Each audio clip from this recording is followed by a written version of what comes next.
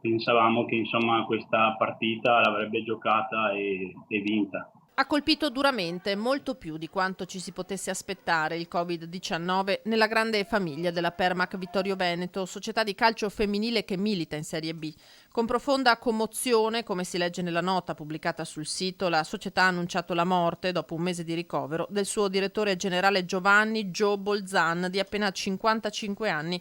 Il terzo lutto in un mese dopo la perdita del patron Giuseppe Casagrande, a cui ad agosto era stato diagnosticato un tumore, e di un altro dirigente, Dino Marcuzzo, anche lui colpito dal virus dopo aver subito 2 interventi, ma il caso di Bolzan è diverso, come ricorda Fattorell. Fa male anche perché appunto non aveva altre patologie e qualcos'altro.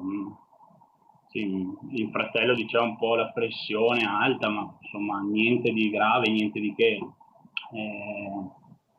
Purtroppo se n'è andato così e non ci sono parole, sinceramente. Figure fondamentali, sempre presenti, non facili da sostituire, e se dunque il presente è doloroso, anche il futuro a livello societario sarà da riorganizzare. È stato devastante perché insomma abbiamo perso tre figure fondamentali e adesso lasceremo passare un attimo di tempo, visto che tempo c'è, e poi ci riuniremo e decideremo il da farsi, decideremo come procedere anche nel ricordo di queste tre figure, nel ricordo ovviamente di mio papà che è mancato nel 2007 e cercheremo di andare avanti con tutte le forze.